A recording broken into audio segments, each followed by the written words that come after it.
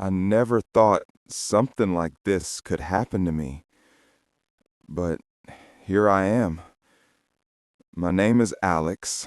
I'm 27, and my world just ended a week ago. I've seen stories from here on TikTok, so I'm giving it a shot, hoping for some advice. It all started back in college. I met Elle in her freshman year. We lived in the same dorm. We hit it off instantly and soon discovered we were from towns just 20 minutes apart. Those drives home together became our tradition, and eventually we started dating. Our families were thrilled. Mine is a close-knit unit. My dad, B, is 52, and my mom, R, is 50. They welcomed Elle with open arms, and her family did the same with me. It felt perfect. After I graduated, a year ahead of her, I landed a good job back home. I visited her every chance I got. When she graduated, she moved in with me, got a great job herself, and our life together seemed set. After 3 years of living together, I proposed. We've been planning our wedding. It was the future I always wanted. But looking back, the signs were there. I just chose to ignore them, writing off my dad's constant calls to Elle as him being overly welcoming. He'd always say they were discussing a family party or some other excuse. Once, I answered her phone while she was in the shower. It was my dad. He sounded surprised and almost upset it was me. He quickly said he wanted to talk to her about my mom's upcoming birthday. I feel like such an idiot now for not seeing it sooner. The day it happened started perfectly normal. Elle had the day off and made us breakfast. She kissed me goodbye and told me to have a great day. I forgot some crucial paperwork for a 3 p.m. meeting, but decided to just swing by home at lunch to grab it. Elle and I texted all morning about normal couple stuff, dinner plans, laundry. It didn't occur to me to tell her I was coming home. When I pulled into the parking lot, I saw a car that looked just like my dad's, but I didn't think much of it. Then I opened my apartment door and walked into a cliché nightmare. A trail of clothes, his and hers, led to my bedroom, and the sound of moans echoed through the hall. I froze in the doorway, a statue of pure rage, sadness, and disgust. When I finally snapped out of it, I took out my phone and started recording. I gathered the clothes from the floor and threw them out into the building hallway. Then, camera rolling, I walked to my bedroom. The door was open. I stood there, filming them for a minute before I flipped on the light. They jumped apart, and to my utter horror, it was my father in bed with her. He panicked when he saw I was recording, scrambling to cover himself and begging me to stop. He found a towel and started coming toward me, reaching for my phone. I told him to stop or he'd get hurt. He didn't listen. I hit him square on the jaw. His head hit the door frame and he slumped to the ground, out cold. Elle shrieked. I turned the camera to her and said, "Concerned about your fuck buddy, but nothing to say to your fiancé?" My dad came to after a minute. I told them both I had just come to grab something for work. "If either of you pieces of shit are here when I get back," I said, "I'll send this video to everyone you know." I ended the recording, looked at my dad and said, "You're dead to me. You're no longer my father. But you might want to go home and talk to Mom because I'll be talking to her very soon." I sat in my car for what felt like forever until my boss called, wondering where I was. When I finally got to her office, I must have looked like hell because she immediately asked what was wrong.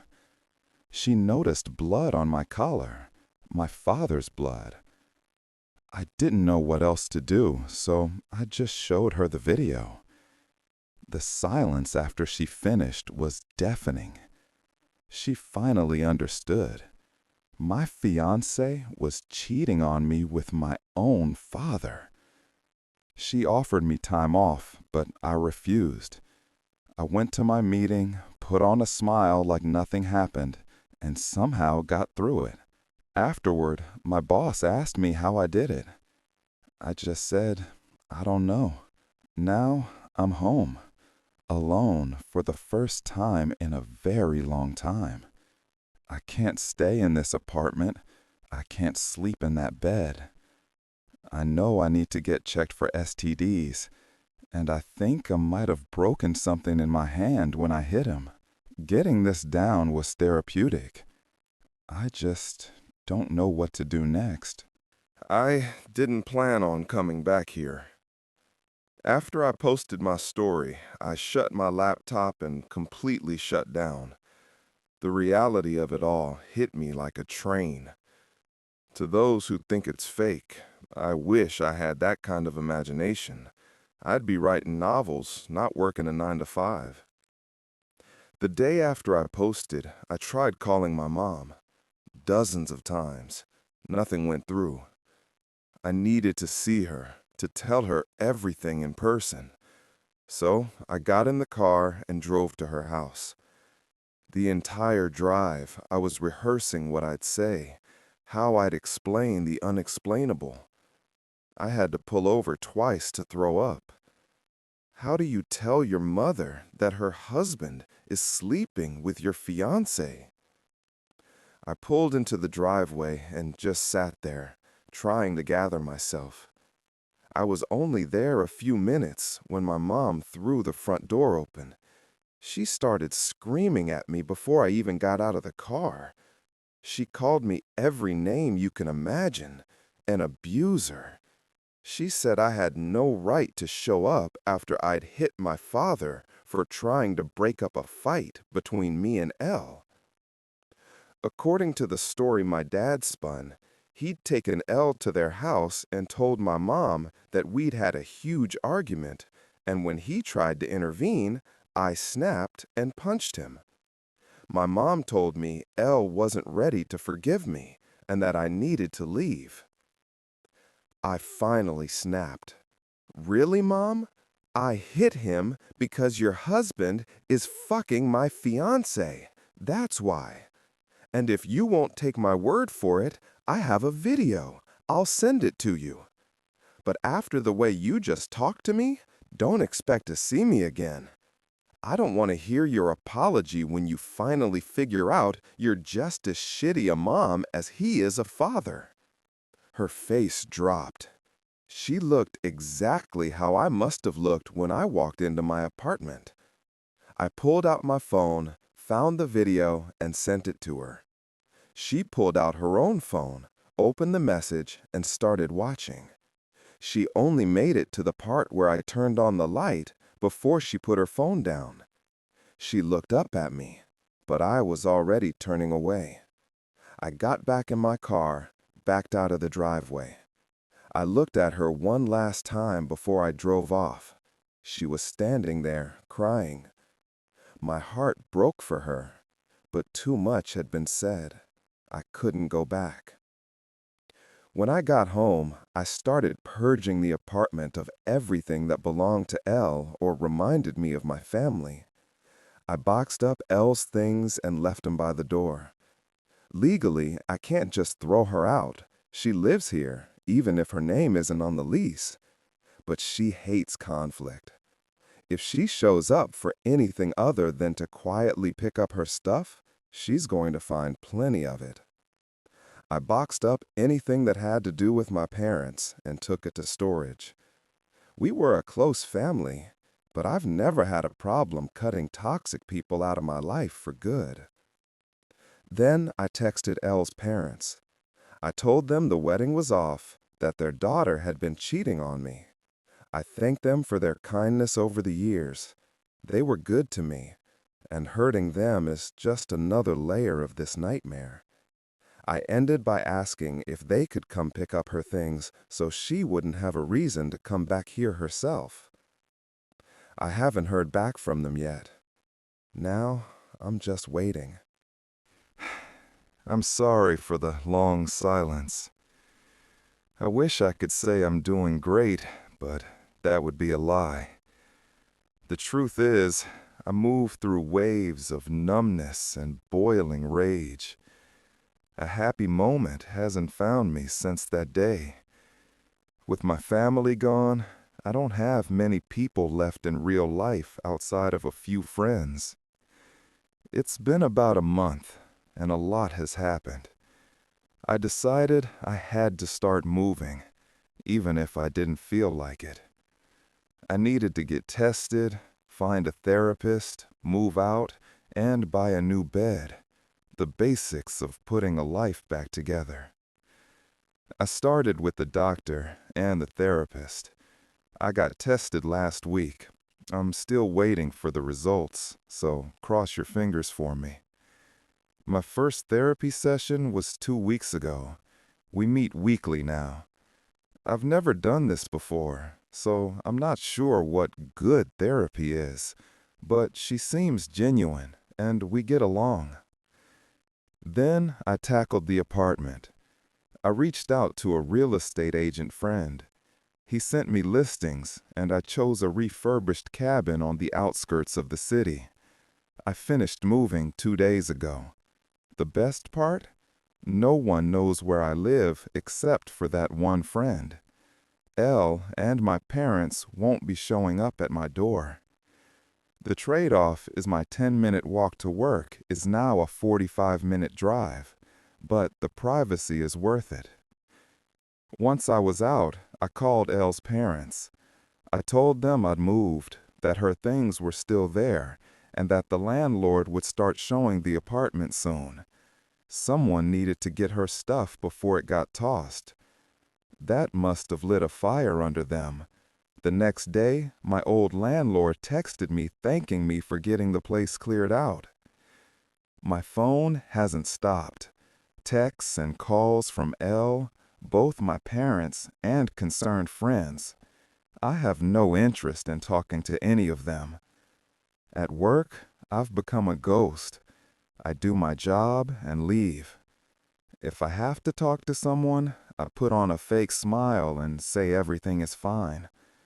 My boss, the one I showed the video to, checks in on me, but I just tell her I appreciate it and that I'll be okay. The truth is, I don't know if I'll be okay.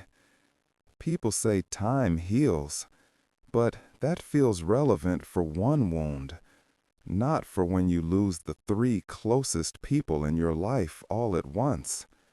A huge part of me died in that apartment, and there's no resuscitating it.